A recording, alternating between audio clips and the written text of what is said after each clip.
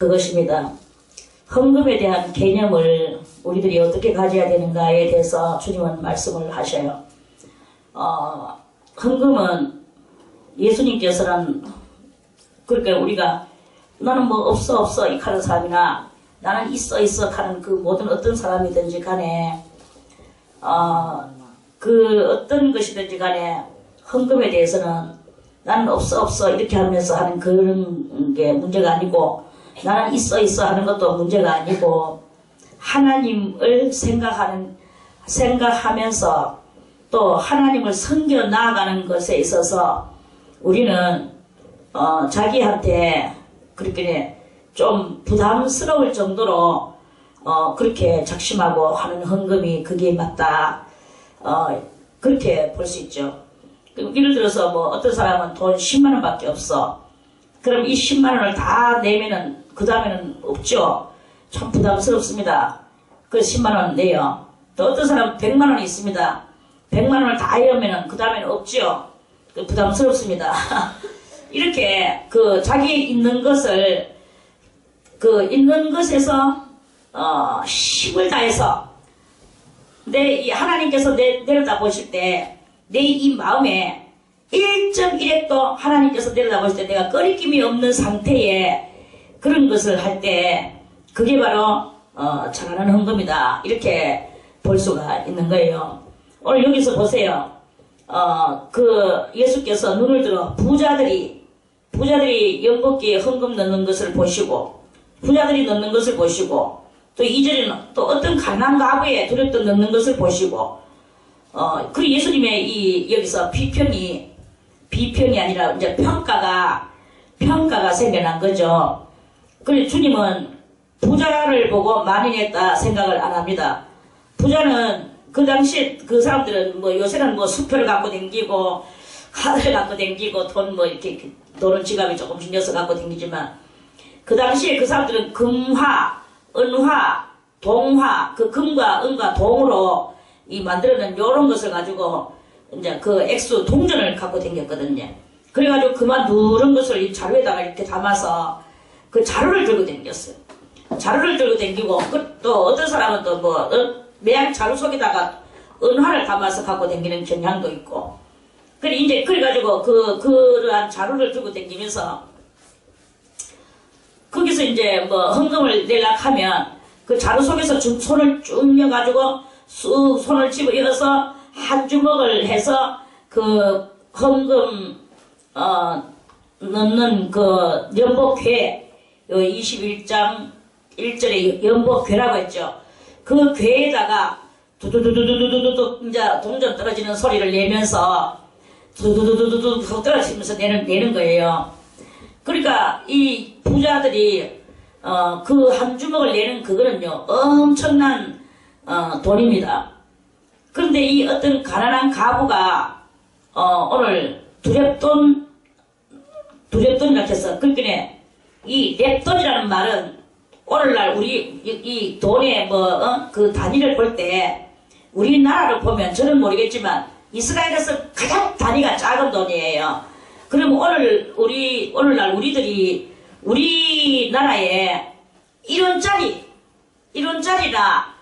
아니면은 10원짜리나 요런 것으로 그렇게 최단위가 낮은 단위의 그 돈을 내는 그것을 말하는 것이거든요. 그러니까 이 부자가 금화는 오늘날의 돈으로 말하면 10만원짜리 그런 돈이라고 봐도 돼. 10만원이 뭐예요? 그 금으로 요새도 금 한 돈이 24만원이라 하는데 금 한 돈 24만원 그러면은 한 주먹을 냈으니까 그게 몇 개가 되겠습니까? 그러면 100만원이 벌써 넘었다는 계산이 나오는 거예요. 그런데 예수님의 이 평가가 참 대단히 우리로 하여금 선박하게 만들어 주시는 그런 그것이 있죠. 그러니까 예수님이 말씀하신 가라사대 내가 참으로 너희에게 말한다. 참으로 가는 것은 이 참자가 진실로 너희에게 말한다. 이런 말씀이죠. 진실로 너희에게 말하는데 이 가난한 과부가 저 부자들이 금화 한 주먹 광 해가지고 그 연복계 속에다가 두두두두두 엮는 그거 하고 이 과부가 두렵던 또동 떨어지는 거 이거 하고 예수님은 그것을 보시면서 이 가난한 과부가 모든 사람보다도 많이 넣었도다. 예수님 분명히 이렇게 정답을 가르쳐 주셨는 거예요. 정답을. 그러니까 주님 어떻게 저 사람은 오늘날 우리나라 그 액수로 볼 때 요만한 거 한 개구리 24만원짜리라고 치면 한 주먹을 들었다면 분명히 그건 20개 정도는 한 주먹 속에 들어갈 수 있거든요. 한 주먹을 이 동전을 20개 정도는 손에 집을 열 수 있어. 아무리 못 줘도 10개 훨씬 넘습니다. 그러면 24만원인데 한 개가 10개면 240만원이고 20개면은 한 500만원 돈 정도 되는 거예요. 그리고 500만원하고 10원짜리 2개나 또는 100원짜리 2개를 였다고 칩시다. 100원짜리 2개를 였다고 치면은 500만원하고 200만원하고 잽이 됩니까? 우리가 우선 주먹국으로 계산을 해도 그럼에도 불구하고 주님의 계산법은 어떤 계산법이냐? 저들은 뭐냐면 부자들이거든요. 부자들은 풍족한 중에서 이 자루에서 한 주먹을 내서 이 가부한테 갖다 대면 잽도 안 되는 대단한 액수입니다만은 였어요. 그런데 이 사람의 퍼센트가 자기 재산에 대한 가지고 있는 이런 모든 것에 대한 퍼센트가 있단 말이에요. 아이고 또 왜 그래? 앞으로 와요. 앞으로. 왜 그 가서 그 난리를 치고 있노?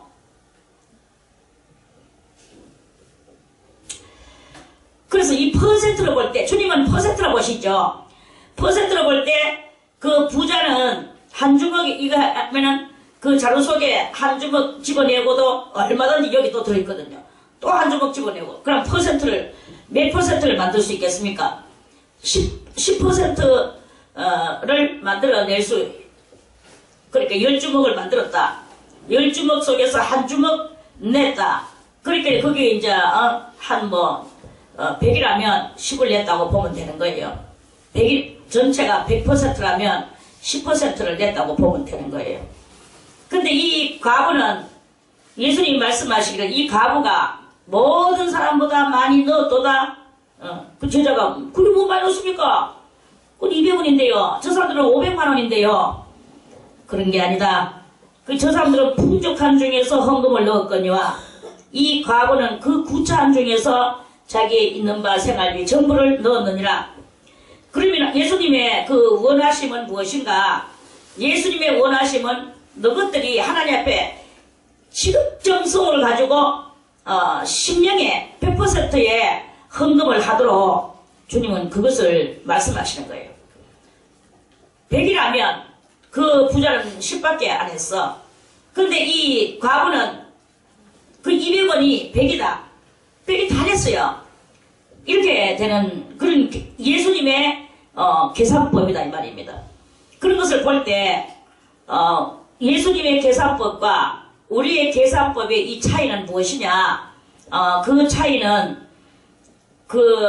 예수님은 이 심령에서 얼마만큼 하나님 앞에 정말 내가 비록 가진 것은 없지만 내 있는 것을 다 드리고도 더 드리고 싶어하는 그 간절한 그 하나님을 사랑하는 그것인 거예요. 그게 하나님은 보시고 아시는 거예요. 여기서도 이렇게 마찬가지입니다. 다 헌금도 하고 봉사도 하고 다 마음을 쏟아요. 쏟는데 그 쏟는 중에서도 더 없어서 못 쏟는 사람이 있고 없는 것을 안타까워하며 어떻게 하면 더 쏟을까 하고 있을 때마다 또 갖다 받기 쏟는 이런 사람이 있는가 하면 좀에 뭐 체면 떡거리 하고 그저 이 정도 하고 저 정도 하고 뭐 하고 그렇게 하고 지금 뭐 난 다 했어 이렇게 하는 사람이 있거든요. 주님은 뭘 보시느냐? 주님은 퍼센트를 보시는 것도 보시지만 그 퍼센트 속에서 우러러 나오는 이 심령을 보신다고요. 심령. 그 심령을 보시는 것인 거예요. 그러면 이제 이 부자들은 내가 얼마나 냈는데 한 주먹 냈잖아. 그래서 나는 그 500만 원이라는 돈을 냈어. 그렇게 나를 알아줘. 부자들이 이렇게 말하는 것을 주님은 아랑곳 하시지 아니하신다. 이 말씀이에요. 그래서 정말 주님 앞에 내가 다 하고도 나는 무익한 종입니다 하는 그런 그 심령을 가진 사람을 보고, 그러니까 영과 마음과 실질 가지고 있는 액수와 이런 것들이 딱 맞아 들어갈 때, 그래 너는 100%다. 그 100%의 그 사람한테 하나님은 가만두시겠습니까? 어떤 그 목사님은 설교하기를 자기 교회의 성도들한테 집 한 채를 팔아서 갖다 넣으세요. 헌금하세요. 그러면 하나님께서 30배, 60배, 100배로 축복을 해주실 것입니다. 하나님한테 한번 갖다 바쳐보세요. 집 한 채 바치면 분명히 앞만 못 봐도 30채가 생길 것입니다. 그리고 60채가 생길 것입니다. 많이 받으면 100채가 생길 것입니다. 그러니까 사람들이 막 이구동성을 저거 집을 갖다 팔아 바쳤어요. 그리고 얼마 전에 신문 나왔잖아요. 유명한 목사님이 그렇게 그런 것을 이렇게 했는데 그런 이야기가 아니다 이거예요.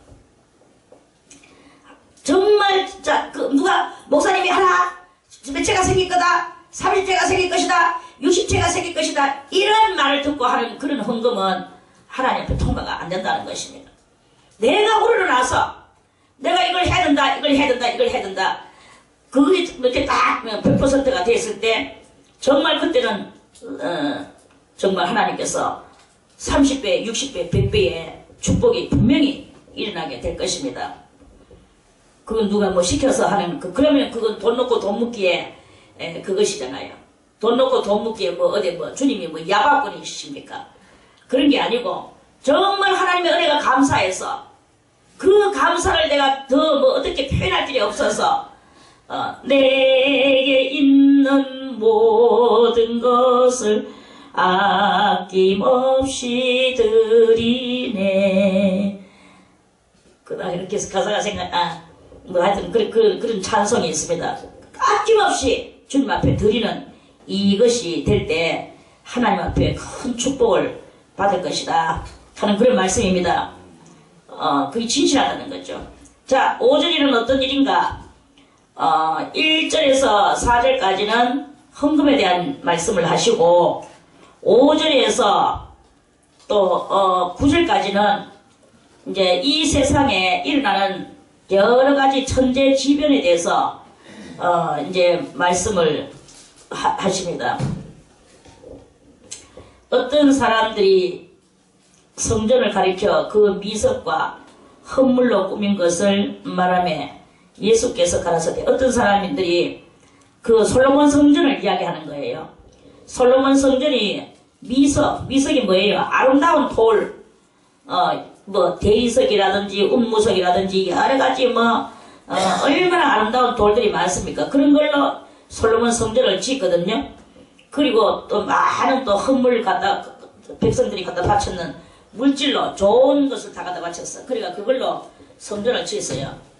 그랬는데 그 성전을 아름답다 이 성전이 솔로몬 성전을 막 극찬을 하고 있는 거지. 그러니까 예수님께서 그걸 말씀을 들으시고 너희 보는 이것들이 날이 이르면 날이 무슨 날이냐? 멸망의 날. 날이 이르면 돌 하나도 돌 위에 남지 않고 다 무너뜨리우리라. 저희가 물어가는데 선생님이요. 그러면 어느 때에 이런 일이 있겠사오며 이런 일이 이루려 할 때는 무슨 징조가 있사오니까? 하고 물었어요. 그러니까 주님께서 가라사대 미혹을 받지 않도록 주의하라. 많은 사람이 내 이름으로 와서 이르되 내가 그러라 하여 때가 가까웠다 하겠으나 저희를 쫓지 마라. 난리와 소란의 소문을 들을 때에 두려워 말라. 이 일이 먼저 있어야 하되 끝은 곧 되지 아니하니라. 솔로몬 성전이 너무나 아름답게 있었는데 사람들은 그걸 가지고 참 아름답다고 했는데 그런데 예수님은 예언하시기를 무슨 예언을 하냐면은 이 성전이 다 무너질 것이다. 얼마만큼 무너질 것이냐? 돌 위에 6절에 돌 위에 돌 하나도 남지 않고 돌 하나도 도리에 남지 않고 다 무너뜨릴 것이다. 그러니까 그 말씀이 뭐냐 하면 그 나라에 대단한 전쟁이 일어나게 되고, 전쟁할 거나 뭐 있습니까? 그 연약한 나라가 큰 나라 와가지고 나라가 싸고 그 나라가 완전 멸망할 것에 대해서 예수님이 예언하는 거예요.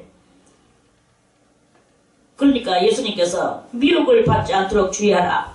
많은 사람이 내 이름으로 와서 이르되 내가 그러라 하며 때가 가까웠다 하겠으나 저희를 쫓지 마라. 여기에 대단히 조금 말이 엄발라서 나는 말이 좀 있습니다. 엄발라서 나는 말이 뭐냐 하면, 지금 솔로몬 성전이 무너질 것에 대해서 예수님이 예언을 하시면서, 그러면은 그 솔로몬 성전이 무너지기 바로 직전에 무슨 징조가 있을까요? 하고 제자들이 물었단 말입니다. 그러면은 요런 징조가 있을 것이다.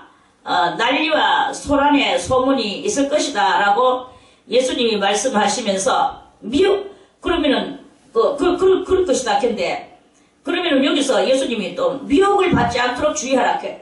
미혹받을 일이 뭐 있습니까? 지금 그때는 로마가 이 이스라엘을 속국으로 다스리고 있을 때였거든요. 그러면 로마가 이 이스라엘을 완전히 파국시키고 백성들을 자기들의 전부 다 이제 그런 자기들의 그 속국으로 만드는 이런 일을 할 건데, 그런데 미혹받지 마라. 미혹을 받지 않도록 주의하라. 이렇게 말씀을 했어요. 그리고 많은 사람이 내 이름으로 와서 이르되 내가 그러라 하며 때가 가까웠다. 이 말씀은, 이 8절의 말씀은 그 당시에 이 로마가 쳐들어올 것에 대한 그에 대한 말씀을 하는 데에는 이 말씀이 안 맞는 말씀이에요. 안 맞는 말씀인데, 여기 오늘 5절에서부터 이 9절까지 이 말씀은 주님은 그때의 그 당시에 그 예언을 주님은 주제로 하시지 않고, 오늘 지금 우리가 현재 살아가고 있는 여기를 주제로 해서 예수님이 예언하신다는 것을 우리는 이렇게 알아낼 수가 있는 거예요. 그때 그 사람들이 유혹받을 일도 없고, 그 사람들은 다만 지금 로마가 어떻게 나올 것인가 그러한 그 궁금함만 있겠죠. 그런데 정말 얼마나 있다가 예수님이 돌아가시고 난 뒤에 십자가에 달려 돌아가시고 난 뒤에 로마가 그 디도라는 그 로마의 장군이 와가지고 이스라엘을 싸가지고 그 포위해가 완전 함락시키고, 정말 예수님이 말씀하신 대로 그 성전이 완전 파괴, 멸망, 그렇게 되어서 그 돌 하나도 도리에 남지 않고 다 무너뜨려졌습니다. 그랬는데 미혹을 받지 않도록 주의하라 하는 것은 그 당시의 사람한테는 안 맞는 예언이었거든요. 그런데 이게 무슨 말이냐? 이것은 바로 이제 그때 예수님이 말씀하시던 때의 시대는 무슨 시대냐? 그때만 해도 유형성전 시대였어요. 유형성전 시대고, 예수님이 이 유형성전을 무너뜨리고 이제 예수님 십자가 이후 무형성전 시대가 올 것을 말씀하는 거예요. 그걸 알려주시는 말씀이죠. 그리고 이제 무형성전 시대가 오는데, 무형성전 시대 속에서 또 영적인 기도가 오늘날 우리들한테 많이 다가오고 있다 이거죠. 우리도 이 신앙생활 해나가면서 마음의 성전, 심령 성전, 무형 성전, 이런 것들을 우리가 지금 그러한 성전을 세우려고 지금 우리가 이렇게 살아가고 있잖아요. 오늘도 여러분들의 마음속에 그리스도의 영이 내주하고 그리스도의 말씀이 내주하고 그리스도가 여러분들의 심령 속에 살아있다면 여러분들의 심령은 무엇이냐? 성전이 되는 거예요. 성전. 그래서 이 성전이 되는데, 그런데 이제 지금 이 시대가 또 마귀가 저거 성전대가 있구나. 예를 들어서 김성희가 이 성전이 다 돼서 그리스도가 이 안에 계시고 말씀이 이 안에 있어. 그래서 우리는 거룩하게 살고 있어. 그런데 저 김석희를 무너뜨려야 되겠구나. 디도가, 영적인 디도가, 마귀 디도가 와가 저에게 미혹을 하는 거예요. 이런 일이 있었고, 이런 일로 나를 미혹하고, 저런 일로 미혹하고, 여러 가지로 미혹하면은 제가 그 말씀을 듣고, 그 말을, 미혹하는 말을 듣고 따라갈 수가 있겠죠. 그걸 따라가게 되면, 그러면 어디로 가느냐? 다른 이단으로 가든지, 다른 종파로 가든지, 어디로 간단 말입니다. 그렇게 될 때, 그렇게 될까봐 누구든지 미혹을 받지 않도록 주의하라. 많은 사람이 내 이름으로 와서, 내는 누구냐? 예수님이죠. 예수님의 이름으로 와서 이르되, 내가 그러라. 내가 재림 예수다. 내가 재림 예수다라고 그래요. 지금 자기가 예수라 하는 사람이 많습니다. 저기 신천신지 거기에도 자기가 예수라 하고, 또 저 통일교는 그 문선명 씨는 자기가 예수님의 형님이라 해요. 그리고 왜 그러냐 하니까 예수님은 와서 영만 구원했고 자기는 육을 구원하러 왔대요. 그렇게 예수님이 완전을 이루지 못했다 이거지. 그래서 자기는 예수님의 형님으로서 이제 와서 이 세상을 전부 부자 세상을 만들기 위하여 자기는 왔다. 그래서 온 세상을 문선명이는 과연 정말 부자입니다. 미국의 방송국도 몇 개나 있고 신문사도 몇 개나 있고 뭐 대단해요. 그러면서 그렇게 그러면서 자기는 예수님의 형님이라 하죠. 또 누구는 와서 자기가 하늘 어머니라고 또 하는 사람도 있어요. 하늘 어머니. 그게 바로 하나님의 교회예요. 아무튼 자기들이 나와서 전부 다 내가 그러라 내가 예수다 이렇게 하면서 이제 그렇게 하면서 그런 말을 하면서 갈 때 그러라 하며 때가 가까웠다 하겠으나 예수님이 하신 말씀 저희를 쫓지 말아라. 너희는 어떻게 해야 되겠느냐? 너희는 너희 마음의 성전을 네 마음의 성전을 만들어라. 여기가 성전이야. 이게 성전이 아니고 이거는 뭐냐? 이런 다 같이 예배당. 여기는요 예배 드리는 장소예요. 예배 드리는 장소고 진정한 성전은 어디냐? 진정한 성전은 법궤가 있어야 되거든요.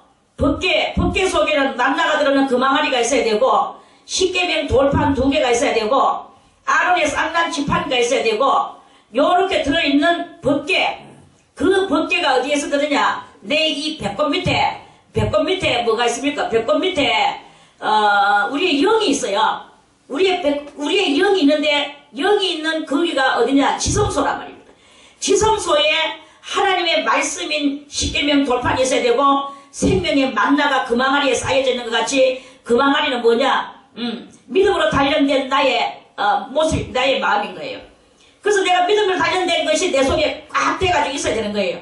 그래서 내가 이 속에 지성소를 차리고 거기에 법궤를 담아놓고 있을 때 나는 이제 이 심령 성전을 이룬 사람으로 되는 그래서 그 말씀의 모든 것을 그걸 갖다가 속에 담고 해석을 할 줄 알아야 되고 그것을 전파를 할 줄 알아야 되는 거예요. 그걸 전파 못하면 지성소 없습니다. 지성소 없으면 지성소 없는 성전은 있을 수가 없거든요. 성전은 다른 것이 아니라 성소와 지성소 두 개로 구성되어진 것이 있어야 되는데 지성소는 배꼽 밑에 있고 성소는 이 마음에서 그래서 내 속에서 날마다 하나님을 향하여 찬송이 울려 퍼져야 되고 기도가 울려 퍼지는 이것이 내 마음속에 이렇게 있어질 때 이렇게 될 때 누가 와가지고 내가 그리스도다 내가 예수다 저 한 가보자 누가 와 저 한 가보자 정말로 예수님이 예수님 같은 사람이 있더라 그러면서 막 해도 무슨 소리 하고 있노? 내 속에 지성소가 있고 성소가 있는데 말씀이 내 안에 계시는데 주님이 내하고 다이렉트 직접적 이것이 이렇게 돼야 되는데 뭐 내가 누구를 찾아서 사람을 찾아서 간단 말이냐? 됐다! 이렇게 강하게 우리가 단호히 물리칠 수 있는 이 확고부동한 이 믿음성이 있어야 되는 거예요. 그런데 누가 무슨 나는 내대로 믿음을 가지고 있다고 하면서도 누가 이 말하면 귀가 가려워 얇아가지고는 또 듣고 이리 하고 저리 가다 뭐 하면서 여기저기 기도받는 사람 치고 자제는 꼬라지가 없고 전부 다 그 다음에는 혼란이 오고 이 소란이 오는 거예요. 신앙은 나의 믿음에 의지해야 되는 거예요. 그래서 내가 알았는 그 믿음을 가지고 내가 이 말씀을 붙들고 그러면서 하나님을 찾는 이 나의 수고와 노력이 그리고 나의 이 구도적 정신이 있어야 된다. 두둥기는 정신. 예수님께서 말씀하시기를 구하라 주실 것이요 두드리라 열릴 것이요 찾으라 찾을 것이라 그랬잖아요. 우리가 두드리고 우리가 찾고 우리가 내가 해야 되는 거예요. 내가 하면서 하늘 문을 내가 열어야 되는 거예요. 왜 이 사람이 이리 가자 하면 이리 가고 저리 가자 하면 저리 가고 뭔 놈의 안수를 뭐 대빨이 허군 날 듣다 대면서 안수받고 이런 거는 전부 다 그 귀신들의 그 작단인 것입니다. 주님은 그런 꿈을 꾸거나 꿈 가지고 자꾸 말하거나 쓸데없는 해석을 하거나 쓸데없는 예언을 하거나 이러는 것을 전부 다 돌로 쳐 죽이라 했습니다. 신명기에 제가 말씀을 다 찾아놨는데 여기서 지금 머리에는 없고 적어놨는데 찾아서 내가 나중에 보여줄게요. 이런 몽사를 보았다 예언을 한다 이게 전부 다 옳잖다 이거야. 정말로 그러면 그 주님은 예언 안 하십니까? 주님 예언하시죠. 예언하시는 그 주님을 만나는 사람도 있죠. 예언하지요. 그러면 그 진정한 예언가인지 예언가 아닌지 우리가 어떻게 알 수 있겠습니까? 하고 물을 때 그래 그것은 이것이다. 그 사람이 예언하는 그 소리를 들어봐라. 그리고 그 일이 이루어지는지 보아라. 그 예언하는 것이 이루어지고 그 있는 일들이 맞아지면 그건 하나님께로부터 온 것이 맞는데 때로는 맞는다가 때로는 안 맞다가 왔더니 갔더니 이렇게 하는 이런 그러면서 인간의 소리가 주장 병 낫는다 또는 너가 우회되겠다 너가 남편 우회되겠다 이따위 소리 하는 거는 전부 다 그거는 귀신 소리라는 거예요. 진정한 예언은 무엇입니까? 진정한 예언은 주님께서 가리키는 그 영적이고 신령한 거 그리고 이 세상 나라가 지금 어떻게 될 것인가 시대를 알려주고 하나님의 나라를 말씀하는 거 이런 것이어야 되는 거예요. 근데 너가 좀 있으면 죽겠다 너가 남편 좀 있으면 죽겠다 이런 예언하는 그런 경향이 많거든요. 그거는 헛소리입니다. 그런 소리에 귀를 기울이지 말고 마음을 약하게 먹지도 말고 기도 자꾸 여기저기 받지 말고 직접 다이렉트 하세요. 다이렉트. 그리고 여기는 미혹을 받지 않도록 주의하라. 자 8절에 가라사대 미혹을 받지 않도록 주의하라. 많은 사람이 내 이름으로 와서 내가 예수 이름으로 말한다 이러면서 지금 이단의 종파들이 너무 많이 일어나고 있습니다. 이렇게 이단의 종파들이 너무 많이 일어나는 이것이 뭘 표징하는 것이냐 말세를 표징하는 거예요. 그리고 예수님이 이 미석과 헌물로 꾸민 성전을 말씀하시면서 오늘 우리들에게 이렇게 8절 9절에 이 말씀을 가르쳐 주시는 것은 바로 다른 것이 아니고 마음의 성전 심령 성전을 잘 우리 보고 그거를 지으라고 하시는 말씀인 거예요. 여러분들의 심령 속에 쌍난 지팡이가 있습니까? 만나가 들은 금항아리가 있습니까? 하늘에 그 말씀이 내려옵니까? 이런 일을 하라고 그런 일을 하라는 거예요. 난리와 소란의 소문을 들을 때에 두려워하지 마라. 여기저기서 난리와 소란의 소문이 들리죠. 지금도 배가 무너졌다 비행기가 떨어졌다 땅이 갈라졌다 여러가지 불이 났다 지붕이 내려앉았다 온갖 소리가 다 들려옵니다. 이게 마지막 때가 아닌가 주님 오실 때가 다 됐나인가 하고 경고망동하고 떠들지 마라 이게요. 이러한 일이 이거는 다 지나가는 일이다. 지나가는 일이 이렇게 있고 난 뒤에서 이제 우리들이 마음의 성전을 짓고 있으면 어떤 일이 일어나느냐. 정말 예수님이 오실 때에는 우리 마음속에서 무엇이 떠오른다고 그랬습니까?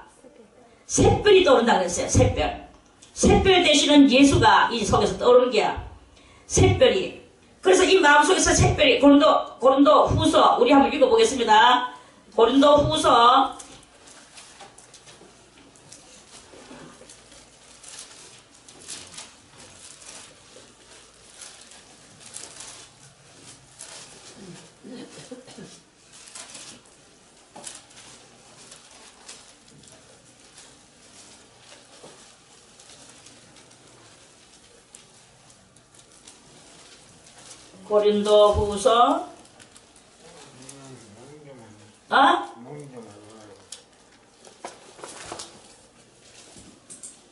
'몸이 안 좋아도 거기 앉아 계세요.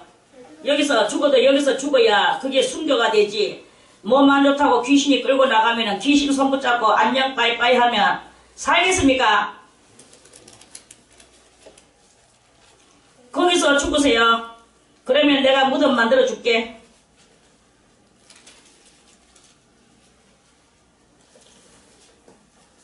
고린도 후서 잠깐만. 1장이가 어이? 그래 잠깐.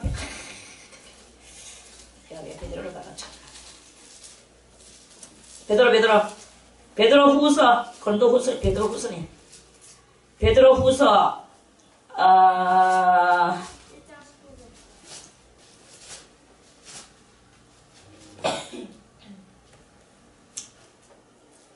자 17절 보겠습니다. 베드로 후서 17절 1장 17절 1장 지극히 큰 영광 중에서 이게 뭐냐 하면 베드로가 예수님하고 어디로 갔습니까? 변화산으로 갔죠.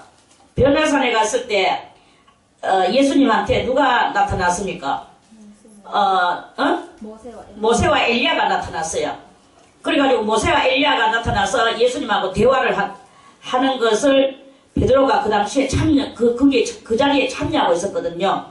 그 예수님하고 세 분이서 이야기하고 있는 것을 그때의 이야기입니다. 지극히 큰 영광 중에서 이러한 소리가 그에게 나기를 이는 내 사랑하는 아들이요 내 기뻐하는 자라 하실 때에 저가 하나님 아버지께 존귀와 영광을 받으셨느니라. 이 소리는 우리가 저와 함께 거룩한 산, 그 변화산이에요. 거룩한 산에 있을 때에 하늘로서 나옴을 들은 것이라. 또 우리에게 더 확실한 예언이 있어. 더 확실한 예언. 이게 바로 예언이에요. 더 확실한 예언이 있어. 어두운데 비치는 등불과 같으니 날이 새어.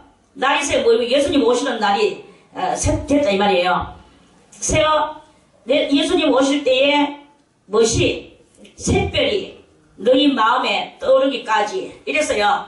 그러니까 예수님 오실 때쯤 하면 우리 정말 여러분들이 어둠 속에서 살지 않고 진리의 말씀의 뜻을 따라서 사는 여러분들이라면 여러분들의 마음속에 이런 샛별의 비침이 나오게 된다 하는 말씀이에요. 마음에 떠오른다 이게요. 샛별이 너희 마음에 떠오르기까지 너희가 이것을 주의하는 것이 가하니라. 뭘 주의하느냐? 하나님의 말씀을 함부로 풀지 말고 하나님의 말씀을 함부로 그래 하지 말고 함부로 예언하지 말고 함부로 안수하거나 쓸데없는 소리 하지 말고 이 말이에요.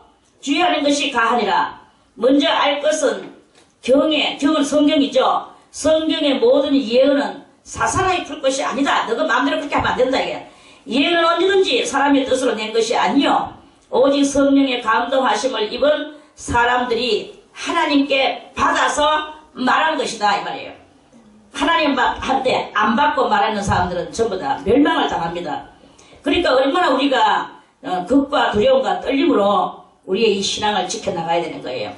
그래서 예수님이 오시는 것을 예언하는 그 예언은 때가 되면 우리 마음속에서 샛별이 올라와가 그 샛별이 우리에게 어떻게 할 것을 가르쳐주는 그런 일이 일어날 것이다.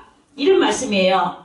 다시 누가복음 21장으로 와서 21장 와서 그래서 지금 현재 뭐 여러 군데서 난리 소문이 들리고 뭐 내가 그리스도다 온갖 소리가 다 들려와도 우리들이 거기에 현혹을 당하면 안 된다 이거예요. 현혹을 당하면 안 되고 그런 것은 다 지나가는 것들이다라고 그렇게 알고 주님이 오실 때가 되면 내 마음속에 샛별이 떠오르리라. 샛별이 그 샛별은 무슨 샛별입니까? 그 샛별은 예수님이 마태복음 1장에서 예수님이 아기 예수로 태어날 때 동방박사가 예수님을 찾아서 올 때 그때 동방박사가 여러 사람 이스라엘에 와가지고 물었어요. 헤롯한테도 묻고 제사장들이나 이런 그런 서기관들이나 이런 사람들한테도 물었어. 그렇게 물었는데 아무도 아는 이가 없었어요. 다만 그 사람들이 베들레헴에서 난다고 하는 예언은 있었습니다.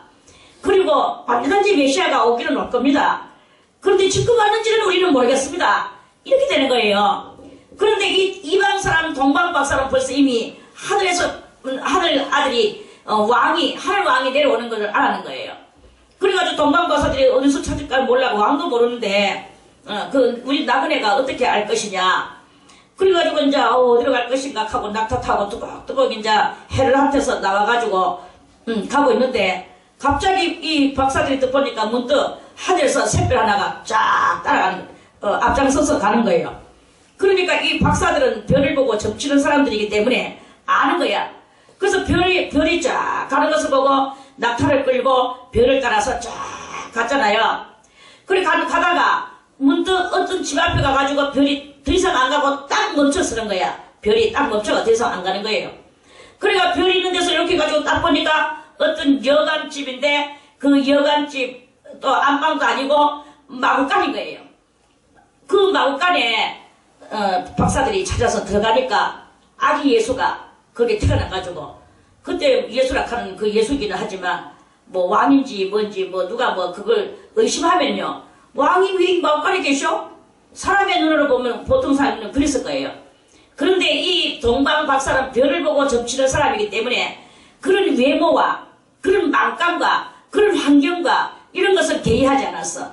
개의하지 않고 별이 내쫓는 거기에 있는 아기라는 것만 알고 그 아기가 하늘에서 내려온 하늘왕이라는 것을 알았는 거예요. 그래서 거기다가 황금과 몰약과 유향을 선물로 드리고 그 아기 예수에 대해서 어머니한테 철없는 어머니한테 쭉 이야기를 하고 그래 이제 축복을 하고 그 박사는 떠나갔습니다. 이야기하려고 하면 더 많은 이야기들인데 그냥 여자들만 말했습니다. 그래 그때 그 동방 박사를 이끌어낸 그 별이 무엇입니까? 그 별이 곧 예수예요. 그 예수예요. 예수님이 자기를 찾아오는 이 박사들이 길을 모르니까 예수님이 직접 자기의 아기 육신으로 땅에 놓여져 있는 그 자기 영을 영이는 곳으로 그 별이 이끌어서 인도한 거예요. 그래서 요한계시록을 우리 다시 찾아보겠습니다. 요한계시록 예수님은 자기가 별이라는 것을 이렇게 몇 번이나 말씀을 우리들에게 해주셨습니다. 자, 어딨나?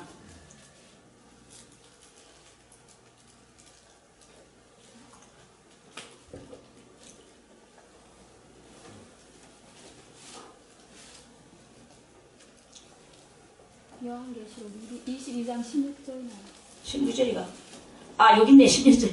나는 오늘 별로 못 찾네. 자, 요한계시록 22장 제일 성경 뒤로 가서 22장 16절에 찾죠.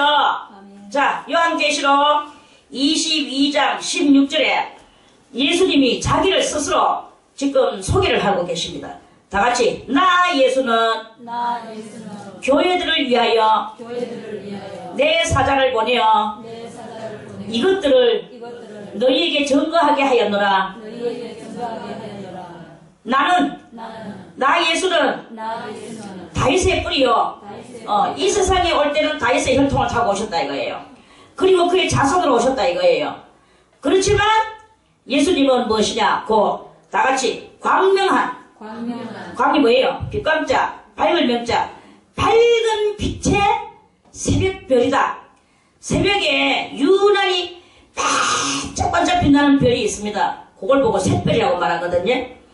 광명한 새벽별을 보고 우리는 간단하게 샛별이라고 말을 해요. 샛별이든지 광명한 새벽별이든지 간에 예수님은 이렇게 자기가 별이라는 것을 다같이 나는 다윗의 뿌리요 다윗의 뿌리 자손이니 자손이니 곧 광명한 새벽별이라. 광명한 새벽별이라. 예수님은 광명한 새벽별이세요. 아멘. 그러니까 지금 뭐 사람들이 뭐 이러쿵저러쿵 내가 그리스도다, 내한테 오너라, 내가 은혜가 제일 많다라고 떠들어 제끼지만 우리가 그런 데 갈 필요가 없어. 그건 다 사람의 소리예요. 설령 그 사람이 맞다고 할지라도 거기 갈 필요가 없어요. 여러분들은 여러분들의 골방에서, 여러분들이 있는 그 자리에서 오늘 이 말씀들을 파고 읽으면서 새별이신 예수가 나타날 때까지 우리는 하나님 앞에 이 다이렉트로 모든 것을 이렇게 잘 할 수 있는 그런 우리들이 돼야 되는 것이다.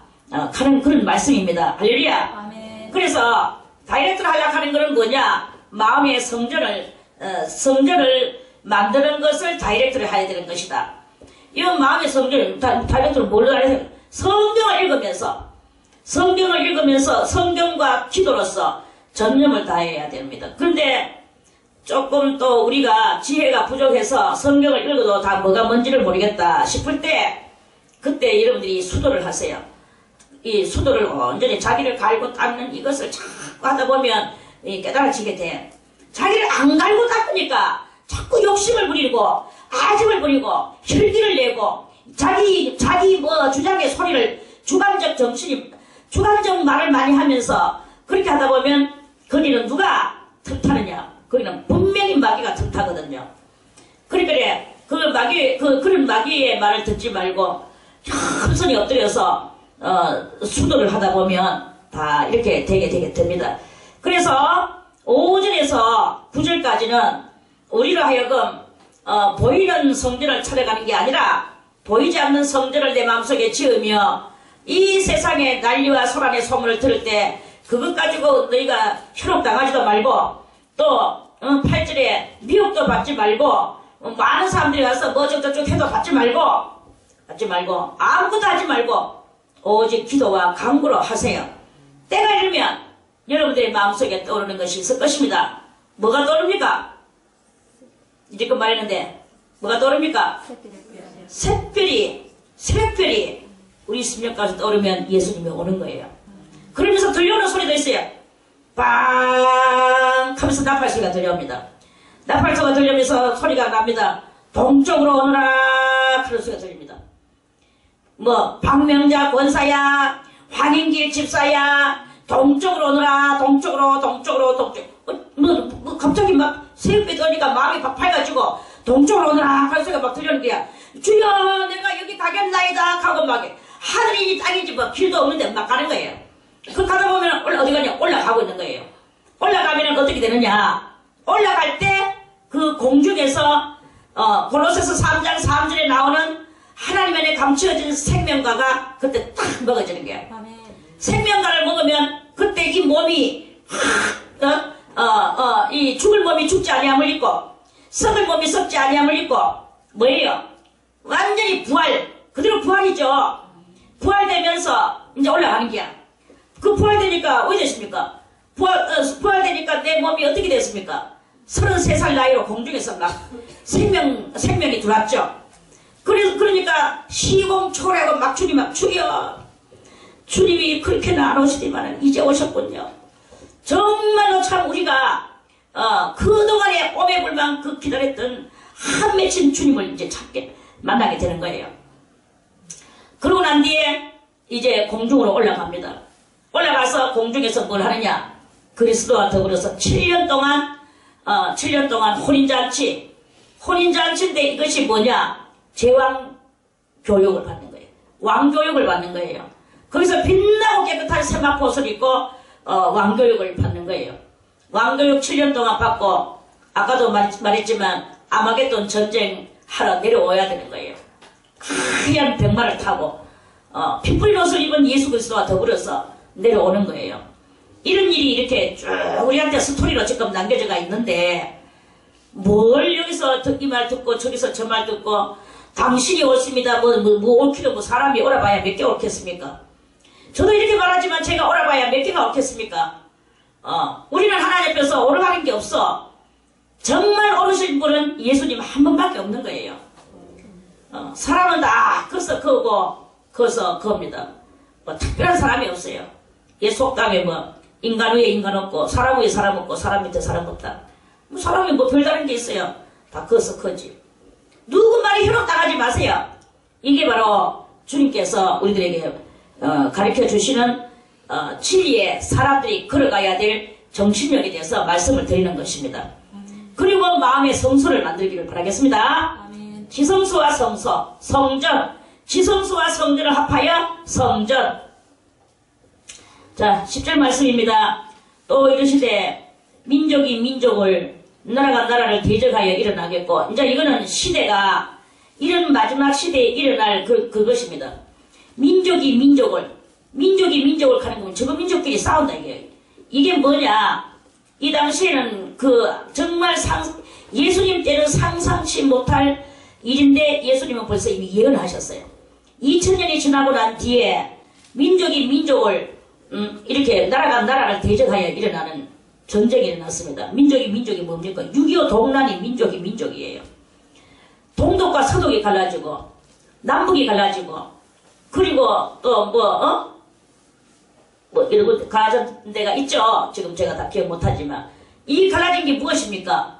그게 바로 이데올로기, 공산주의와 민주주의, 그 형제끼리 서로 동족 상잔을 이루며 전쟁하는 그것이 바로 민족끼리 전쟁하는 거예요. 저 이북하고 우리하고 원래 다 같은 조선나라였어요. 다 같은 한 나라입니다. 그런데 지금 공산주의와 민주주의로 갈라지면서 6.25가 터지면서 동족 상잔을 이루고 그렇게 됐지 않습니까? 이게 바로 민족을 예수님이 예언하신 대로 그대로 이렇게 시대가 많이 지나가고 난 뒤에 이렇게 그 일이 이루어졌어요. 나라가 나라를 대적하여 일어나겠고, 그렇죠? 중국이 한국을 침략하고 한국이 중국을 침략하고 일본이 중국을 치고 한국을 치고 그렇게 많이 했지 않습니까? 처처에 뭐가 일어납니까? 처처에 큰 지진이라고 했어. 작은 지진 같은 그런 거는 아예 대화에 치달합니다. 온 곳곳에 큰 지진이 일어나고 기근이 일어났죠.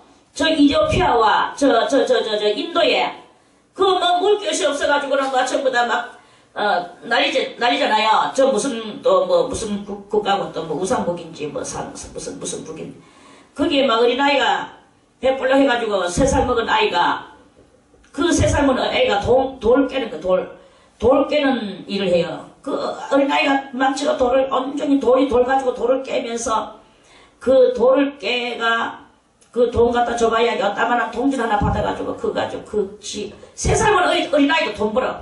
아무튼 3살 먹은 아이가 3살 먹은 게 아니라 돌질한 아이가 빨가벗고 고추내놓고 모카 솜 따는 나라도 있습니다.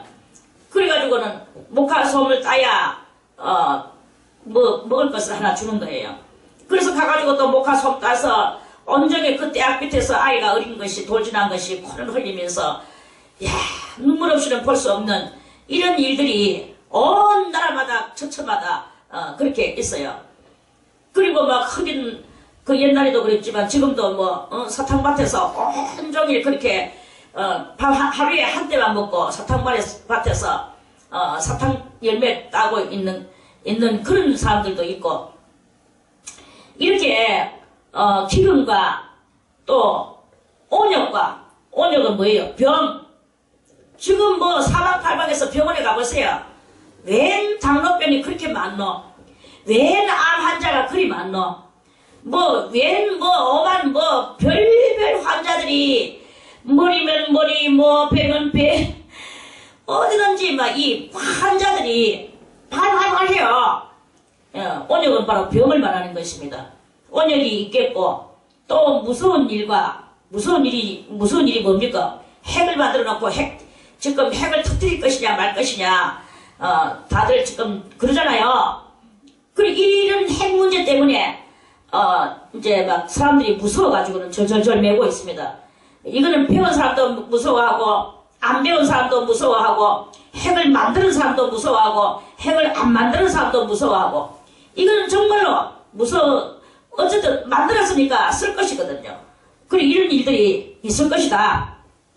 무서운 일과 또 하늘로서 큰 징조들이 있으리라.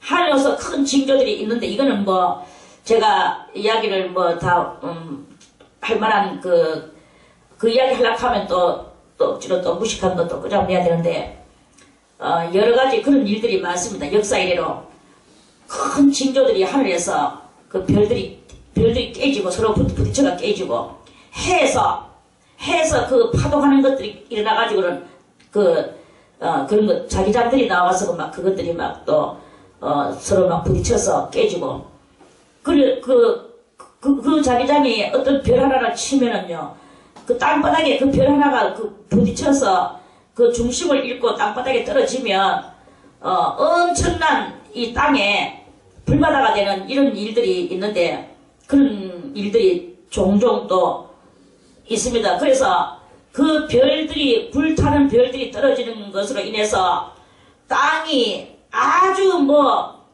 지구만큼 깊은 구덩이를 내고 무시무시한 그 구덩이가 있는 그런 땅들이 그 협박한 땅들이 그렇게 있어요.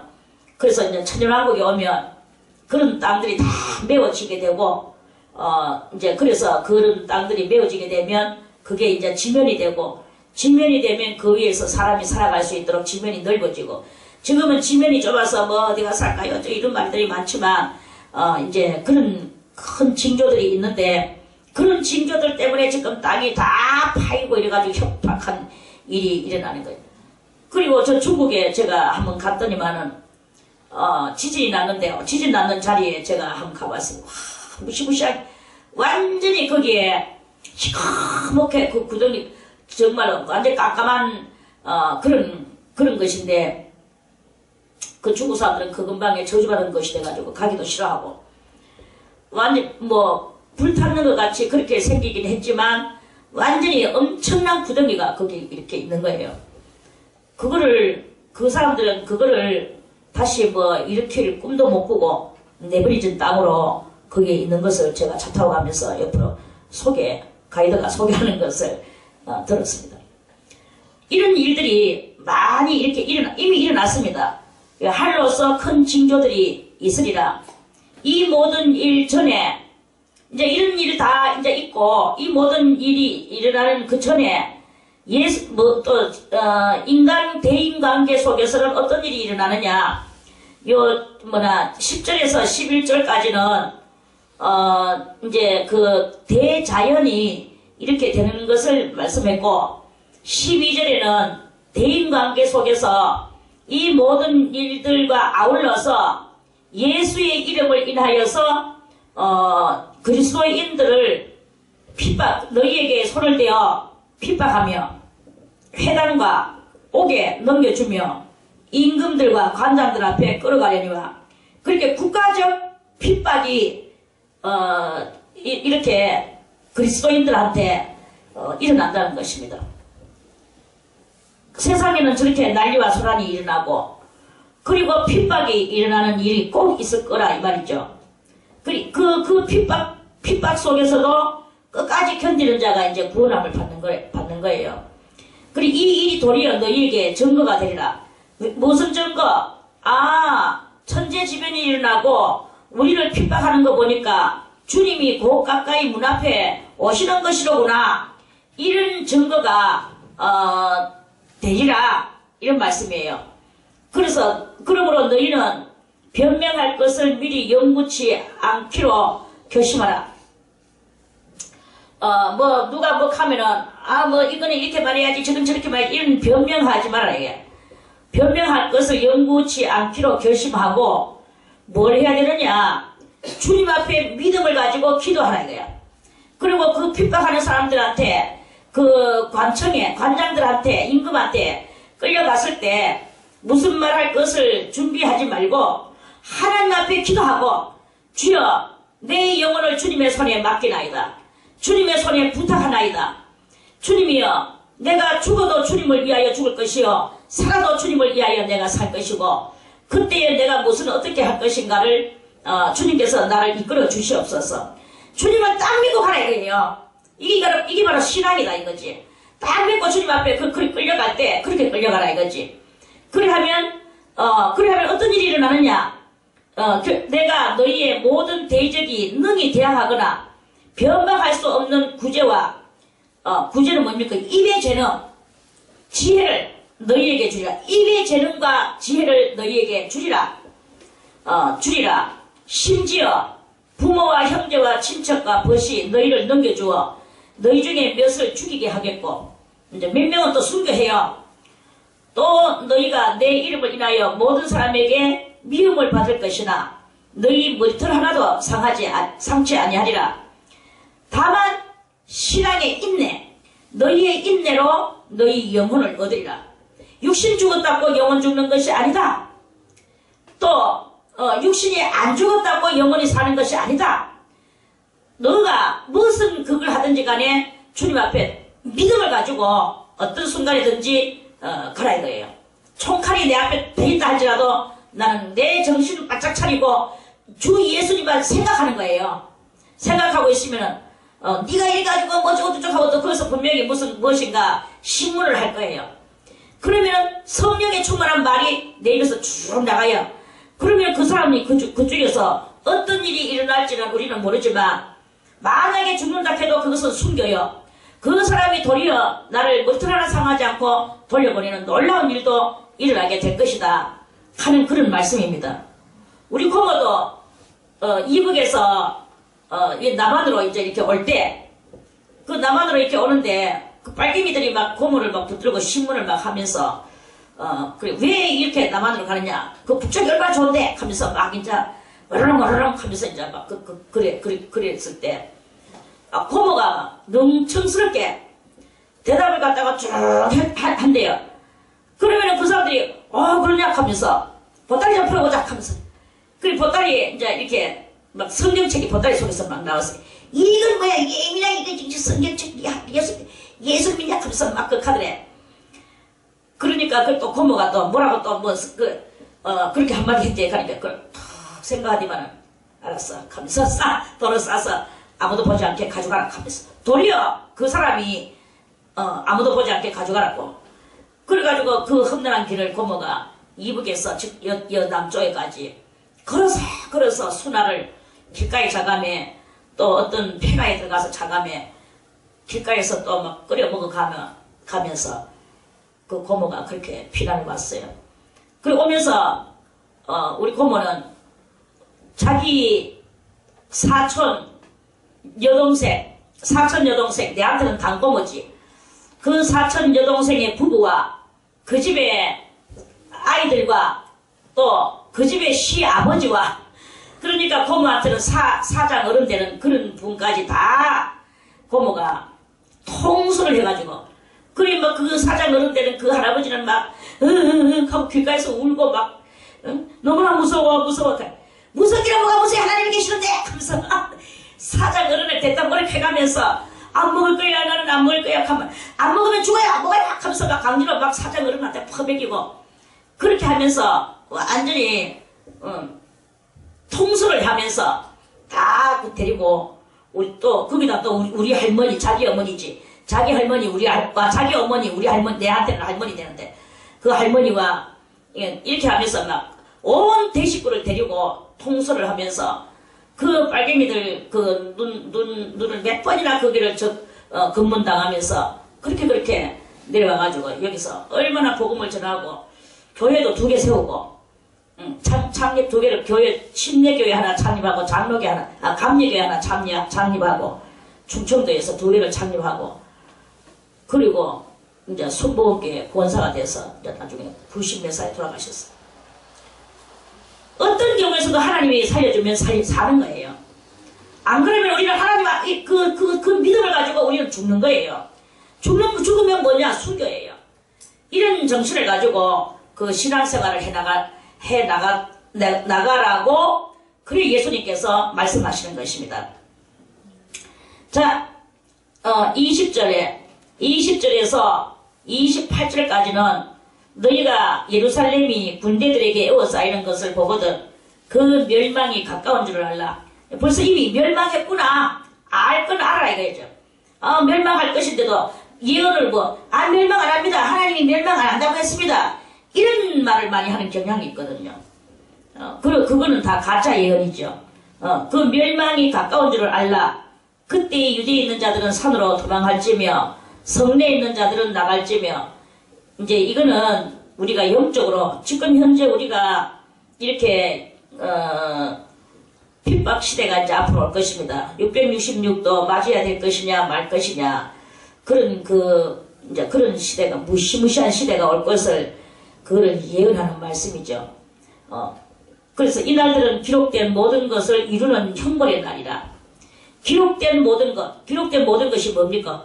우리들이 죄를 지었는 것이 기록됐어. 그 기록되는 것을 이 땅에서 갚는 형벌의 날이라는 거예요. 그리고 여러분들이요, 그날에, 그 환난 날에 그것을 갚는 형벌을 받지 말고 지금 우리가 스스로 형벌 받아야 되는 거예요. 스스로 산순교. 이렇게 하는 그게 바로 참된 지혜예요. 지금 스스로 알아서 연단받고 스스로 산순교하고 스스로 사랑을 베풀고 스스로 예수의 모습을 하면 그러면 우리는 이렇게 되기 전에 우리 예수님이 공중에 오실 때 우리의 마음속에 샛별이 떠오르는 그런 일이 일어날 것이고 동쪽으로 오너라 하는 소리를 들을 것이고 이 땅에는 없을 것이다 말입니다. 그런데 지금 현재 내가 딱 하고 떠들고 전부 나의 자존심과 유익을 위하여 육적으로 살아가게 되고 그렇게 죄적으로 살아가게 되면 이런 기록된 그것들이 이제 그날에 가서 그 환난 날에 가서 7년 환난 날에 가서 형벌의 날이 돼가 우리가 갚아질 수밖에 없는 그런 것으로 떨어진다 하는 그런 말씀입니다. 그래서 그날에는 아이벤 자들과 계세요. 아이벤 자들은 누굽니까? 아이벤 자들은 뱃속에다가 죄를 담아놓고 회개하지 않는 게 바로 아이벤 자예요. 회개를 해야 되는 거야. 아이를 낳아야 되는 거야. 아이를 놓듯이 죄를 다 토설을 해야 되는 거예요. 내 속에. 아이벤 자들은 죄를 회개 안 했는 자가 아이벤 자들입니다. 젖먹이는 자들은 누굽니까? 젖먹이는 자들은 말씀을 전하는 자들입니다. 말씀을 전하는 자들은 누굽니까? 대충 목사님이나 전도사님이나 신부님들이나 그런 분들이죠. 이런 사람들이 그 젖이 무엇입니까? 젖이 하늘의 신령한 말씀 아닙니까? 순전하고 신령한 말씀이라고 베드로전서에서 2장에서 그렇게 말씀했잖아요. 베드로전서 2장에 그렇게 순전하고 신령한 젖과 같은 하나님의 말씀을 전해야 되는데 안 전한단 말이야. 안 전했단 말이라. 안 전에는 그 사람한테는 뭐가 있느냐? 화가 있으리라 했어요. 죄를 회개 안 해도 화, 말씀을 안 전해도 화가 있는 거예요. 화가 있으리니 이는 땅에 큰 환난과 이 백성에게 진노가 있겠습니다.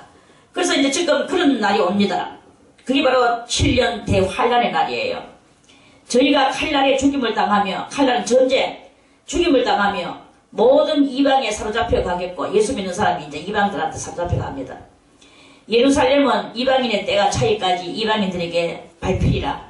거룩한 심령들이 이방인들한테 불신자들한테 밟히는 그런 날이 온다고. 근데 이스라엘은 벌써 한 1차적으로 당했습니다. 그런데 이제 우리 그리스도인들한테 당할 날이 이제 오는 거예요. 이거를 지금 우리가 스스로 당하고 있어야 되는 게, 누가 여러분들을 핍박하면 고요히 받으세요. 아, 이 사람이 내가 7년 때 환난 때 당할 것을 지금 이 사람을 통하여 내가 당하는구나. 나는 당하고 좋은데 이 사람은 무엇일까? 그 사람을 도리어 불쌍하게 여겨야 되는 거야.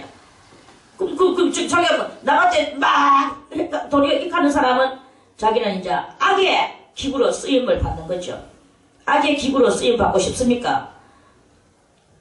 우리가 그걸 깨닫고 이렇게 그런 산순교에 거기에 연령을 다해야 되는 것이다 하는 말씀입니다.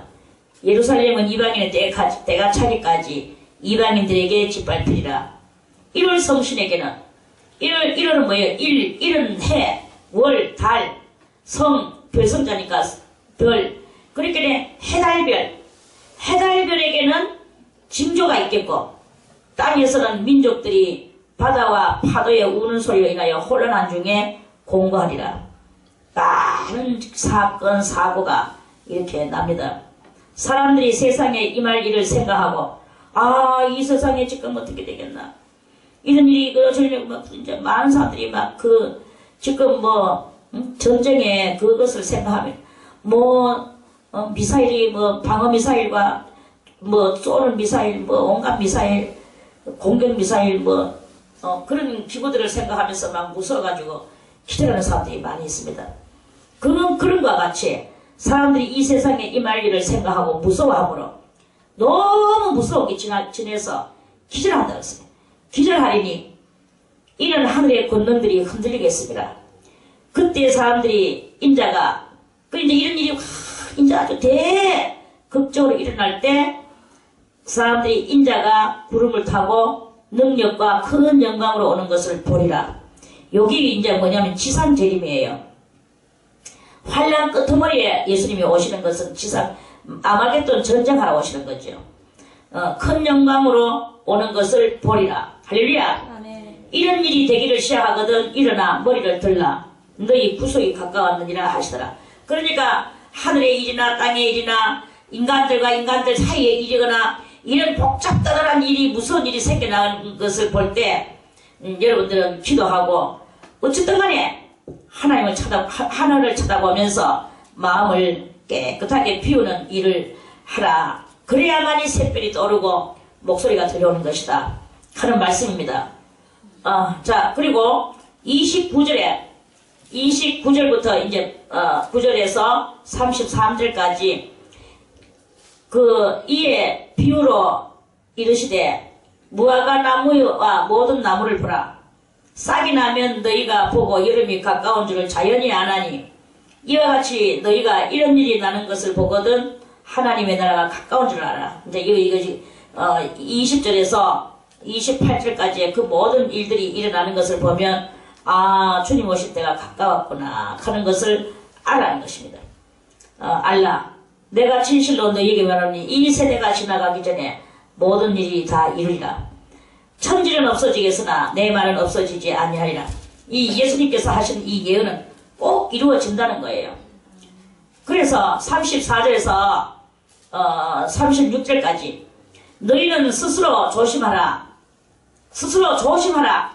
조심 안 하면, 그렇지 않으면, 조심 안 하면 방탕함과 술 취함과 생활의 염려로 마음이 둔해지고, 방탕함이 뭐예요? 지금 세상이 얼마나 놀고 묵고 즐기고 이렇게 살기가 쉽습니까? 술 취함과 했어요. 이 술 취하는 것은 알코올 술 저것도 되겠지만 이 술은요 여러 가지 술이에요. 세상의 향락과 또 세상의 여러 가지 그런 일과 돈 모으는 일과 명예를 따는 일과 여러 가지 자기의 취향대로 살아가는 그것들이 그런 것에서 도취대가 있는 상태, 이런 것에 도취대가 있는 상태를 보고 그러한 것들을 보고 술 취하는 것이라고 말하는 거예요. 그래서 그 술 취함과 생활의 염려, 뭐 먹고 살까? 내 노후 대책은 어떻게 할까? 이런 염려가 꽉 많죠. 그런 염려, 이렇게 방탕함과 술 취함과 생활의 염려로서 자기들을 이렇게 하다 보니까 뭐가 됩니까? 마음이 둔해진다고 했어요. 마음이 하나님을 향하는 그것이 둔해지고 둔탁해져서 이제 모르겠다. 먹고 마시라. 그래 모으자. 악재같이 한 푼 두 푼 모으자. 내가 돈 없이 어디 살아가겠나. 돈 모아야지. 이러면서 하다 보니까 하나님을 향하는 그 믿음의 그것들이 다 둔해지는 거예요. 둔해지니까 그저 그것이 다인 줄 알고 살았는데 어느 날 뜻밖의 그날이 덧같이 덫이 뭡니까? 쥐 잡으려고 쥐나 무슨 짐승이나 잡으려고 덧 놓죠. 그거 누가 그 덫이 있는 줄 압니까? 후닥닥닥 하면은 막 다리가 막 찡찡 뿌리는 거라. 딱 찡찡 뿌리면서, 뭐 다리가 딱 찡찡 뿌리면 못 나가는 거예요. 새도 막 거기서 아무리 파닥파닥 해도 안 되고, 노루도 아무리 다 찡겨가지고 파닥파닥 해도 못 나오고, 아무도 그 덫에 찡기면 못 나오는 것 같이, 우리의 영혼이 이 죄의 덫에 찡겨가지고, 형벌의 덫에 찡겨가지고, 아무리 내가 막 파닥파닥 해도 못 빠져나오는 거예요. 주님이 아무리 오셨지만, 주님이야, 나를 데려가소서, 해도 뭐 내가 올라갈 수가 없어.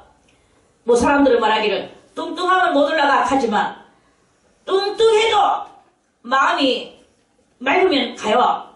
아무리 날씬해도 마음이 술 취하고, 방탕하고, 또 둔해지고, 생활의 염려로, 노후 대책의 염려로, 새끼들 때문에 염려로, 이런 것으로 살다가 마음이 하나님하고 사이가 떨어지게 되면 그게 바로 덫이라는 거예요. 그 주님 아무리 주여 하면서 해도 뭐 내 몸 아무리 몸뚱아리 날씬하다 올라갈 수 있습니까? 못 가는 거예요. 그날이 덫과 같이 너희에게 임하리라. 이 날은 온 지구상에 거하는 모든 사람에게 임하리라. 이러므로 너희는 장차 올 이 모든 일을 능히 피하고 인자 앞에 서도록 항상 기도하며 깨어있으라. 항상 인자 예수님이죠.